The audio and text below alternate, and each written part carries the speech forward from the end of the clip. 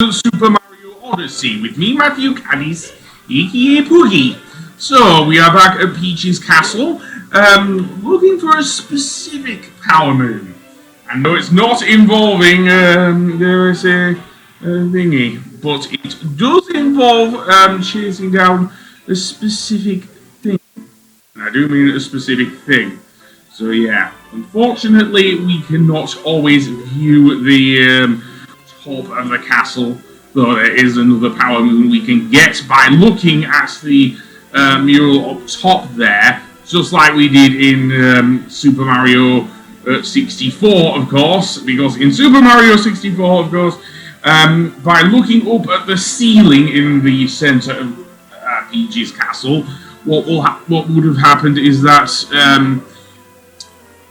Mario would have been able to be taken to the hidden course that would have given us the wing cap.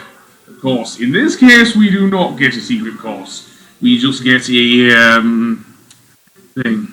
So yeah, unfortunately, I cannot aim the camera that well, which is weird because one of the things I will praise actually, Super Mario Odyssey 4 is actually decent camera control. Yes, I am trying to look up at the ceiling and I'm not getting anything. Not one thing. You can actually see the Toads moaning about how they can't find Princess Peach. Seriously, because, well, they're probably so used to her being captured by Bowser. I'm not surprised. Yeah. No, she decided to go on a trip of her own volition this time. She didn't want to be the damsel in distress, and I don't blame her. She's been in that sort of role for over 35 years. Or almost 35 years. Will be when it comes to next year, 2021. So yeah, I don't blame her. I honestly don't blame Peach for doing that. So another there is a power start we can get here in inside Peach's castle is one where we can actually pound a certain thing that stands out, seriously, and we will have to find a tile which stands out, basically that is slightly more elevated than the other ones. So yeah, and this can be a bit of a chore to find given the layout of the inside of Peach's castle, but well, there you go. So, with this one, I have changed the camera so we can actually look at the ceiling. Once you do look at it, the power moon or power star will readily appear right in front of you. So yeah, that one is an easy one there. So now we have to I'm going to do the one where we hunt down the infamous hidden block. So yeah, and it does move around. So we'll have to ground pound it a good number of times in order to actually get it to, well, stop and give us the power moon. So yeah, when you approach the block, it will make a kind of musical note, and it will make a noise. I think a musical note will appear or something like that, and then you will be able to do it. So yeah, you have to do it a certain number of times. Again, I don't know if it's set or not, but yeah, I did a lot of running around, dare I say, in Peach's castle just to find these rather rogue floor tiles in order for Mario to actually ground pound them. I believe you have to do it up to 8 times. Likewise with the hidden area in the courtyard we saw, so that is a lot of running around. I'm surprised that I saw that. Seriously, from my recording, you don't see it, or at least not from above. Seriously, but there you go. So yeah, so a lot of trial and error here. Seriously, another thing of note. The rogue tile is a slightly different shade, as you saw there. It was a slightly more greyish shade than the regular white tiles, for example. So yeah, and as I mentioned previously, it does stick out more. So yeah, that is your big clue there. I don't know about black ones, but let's see. That toad seems to be on a different coloured one, but there we go. So now I think we have to do it about 4 more times, and then we get the moon. So yeah, not easy at all. It's actually quite a tough one, this one, seriously. Especially if you're not paying attention, even as much as I was when I was trying to find it, seriously. The good thing about this, you don't have to do it in any order because you have to get each one before you actually get it, so to speak. So yeah, and it does allow me to at least appreciate the beautiful orchestral piece, or orchestral version at least, of Peach's Castle theme, of course. Because we won't hear it in. This is, I think, the first time we've heard it in full in the game. We kind of heard it a bit earlier when we were talking to Toadette to get the additional thing. Seriously, and that's another thing. Toadette, she has really done well for herself in the Mario games as a character who was originally only an extra unlockable in Mario Kart Double Dash. She has really gone far as a character in the Mario games. To probably take on part of Toadsworth's role, I think. Seriously, I think that's yeah, because Toadsworth ain't anywhere in this game, so that's all like anyway. So yeah, so I can't even read that. Lose tile track down. Okay, that makes sense. So yeah, so there is one more I want to get, and that is in the courtyard.